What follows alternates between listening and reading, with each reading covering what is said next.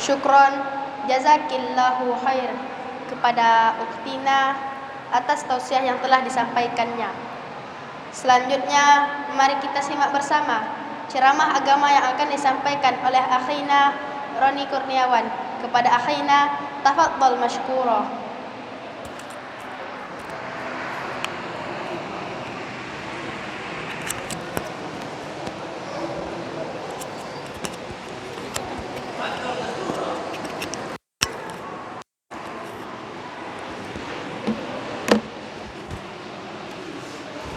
Bismillahirrahmanirrahim. Assalamualaikum warahmatullahi wabarakatuh. Alhamdulillahi rabbil alamin. Wassalatu wassalamu ala asyrafil anbiya'i wal mursalin Sayyidina Muhammadin wa ala alihi wa sahbihi rasulillahi ajma'in. Subhanaka la ilma lana illa ma 'allamtana innaka antal alimul hakim. Rabbi shrah li sadri wa yassir li amri wahlul 'uqdatam min lisani yafqahu qawli. Amma ba'd. Alhamdulillah, bersyukur kita kepada Allah Subhanahu wa taala karena masih diberikan kenikmatan sehingga kita dapat hadir pada masjid yang insyaallah barokah ini dalam rangka menjalankan salat Isya berjamaah dan akan dilaksanakan salat tarawih dan witir berjamaah insyaallah. Salawat dan salam tetap tercurahkan kepada baginda Nabi besar Muhammad sallallahu alaihi wasallam.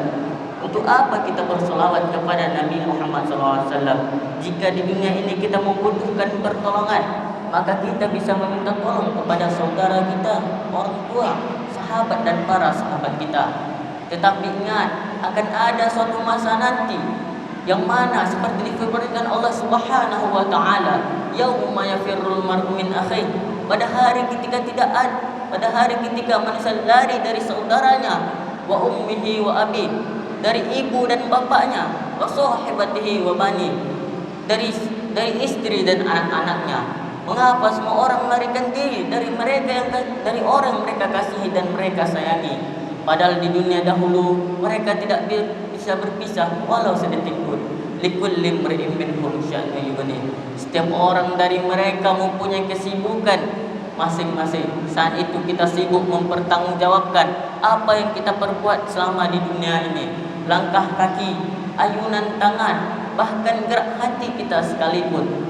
Ketika saat itu tidak ada yang bisa membantu, pada saat itu tidak ada yang bisa menolong, maka saat itulah kita membutuhkan pertolongan dan syafaat baginda Nabi besar Muhammad sallallahu alaihi wasallam.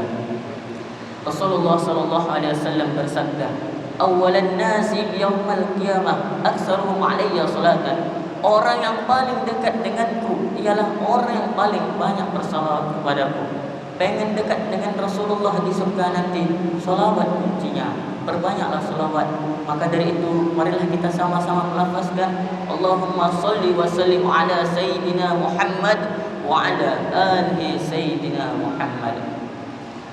Bapak-bapak, ibu-ibu, saudara-saudari sekalian yang dirahmati oleh Allah Subhanahu wa taala. Sudah berapa kali kita bertemu dengan bulan Ramadan?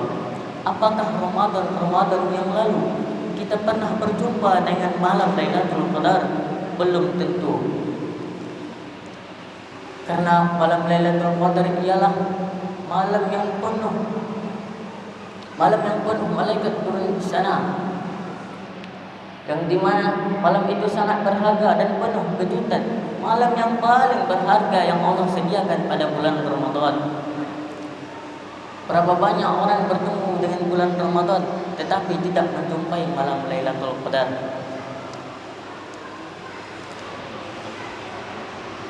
Selama 1000 bulan Ramadan adalah lebih baik daripada 1000 bulan. Orang yang melewatkan bulan Ramadan adalah orang yang paling rugi. Bagaimana tidak? Bagaimana tidak? Cuma dalam satu malam saja kita menjalankan ibadah pada malam itu yang lebih baik nilainya daripada ibadah 1000 bulan. 1000 bulan itu bukannya lama Bapak Ibu, bukannya sebentar Bapak Ibu sekalian.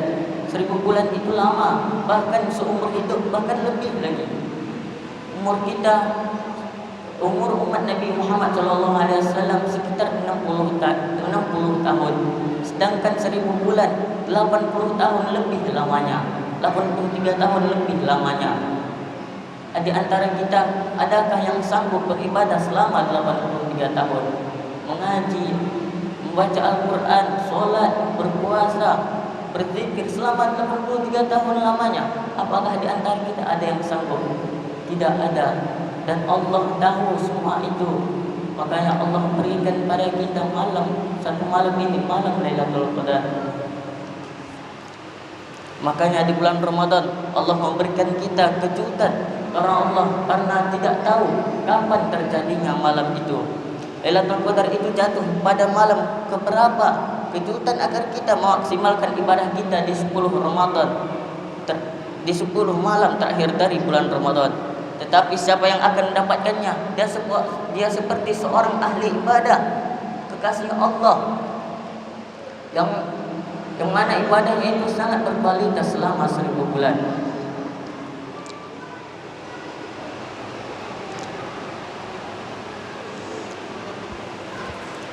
Misalkan bapak ibu, ada orang yang beramal pas di malam itu, Allahu Akbar, dia sholat 2 rakaat, dan sholat itu senilai 83 tahun lamanya. Dan saat itu, pada malam itu, dia membaca Al-Quran 1 huruf saja, misalnya Nun, dia membaca pas pada malam itu, maka 83 tahun itu dihitung Allah sebagai amalan, sebagai 83 tahun. Bayangkan saja, membaca Nun selama 83 tahun lamanya. Berapa pahalanya? Sedangkan 1 huruf Al-Quran saja menjadi 10. Itu di hari biasa. Di bulan Ramadan, di hadis Al-Bukhari, kitab Siyam, dikali 10 lagi, 10 dikali 10, 100. Sedangkan 100 ditambah lagi 83 tahun, dikali lagi 83 tahun. Dan itu bukan hitungan manusia yang 1, 2, 3, tetapi hitungan Allah yang tidak mencapai batas.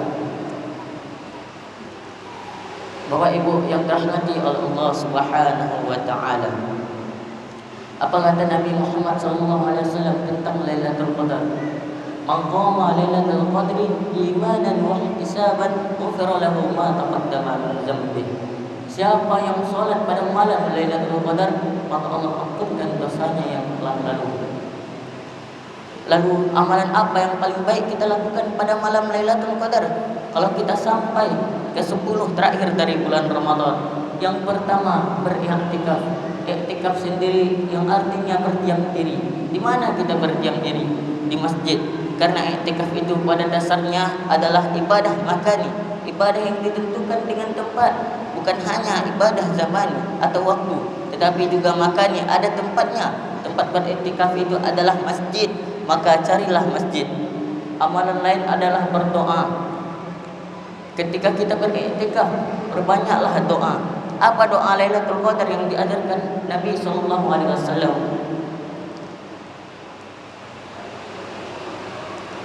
Ketika Sayyidah Aisyah bertanya kepada Rasulullah, "Ya Rasulullah, kalau malam ini adalah malam Lailatul Qadar, apakah yang harus saya minta kepada Allah?" Rasulullah SAW bersabda, "Wahai Aisyah, wahai Humairah, wahai istriku tercinta, jikalau engkau mendapati malam Lailatul Qadar, maka memohonlah kepada Allah dengan mengatakan, Allahumma innaka afuwun tuhibbul afwa fa'fu anni." Ya Allah, sesungguhnya Engkau Maha Pemaaf dan Engkau suka memberi maaf, maka maafkanlah aku ya Allah. Tapi banyak juga di antara kita yang menambahkan Al-Karim. Allahumma innaka afuwun karim tuhibbul afwa fa'fu anni ya karim. Boleh juga, tidak apa-apa, asalkan pada malam itu, asalkan kita berdoa pada malam 10 terakhir bulan Ramadan.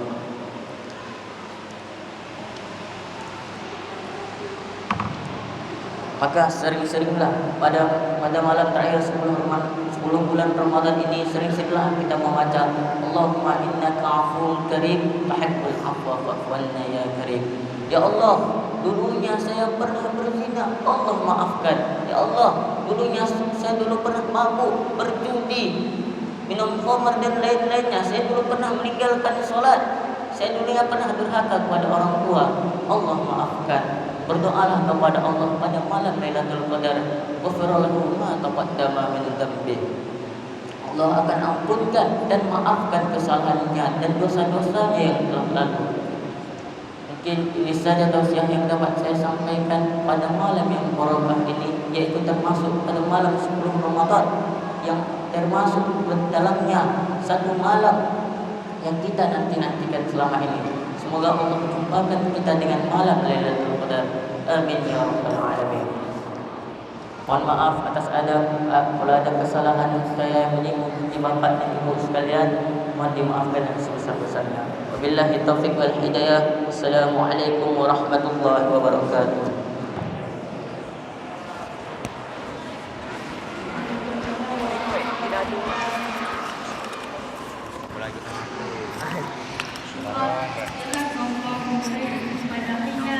Atas tausiah yang telah disampaikannya.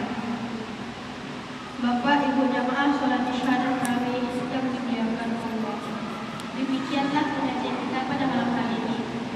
Semoga Allah jadikan ilmu yang bermanfaat dan barokah.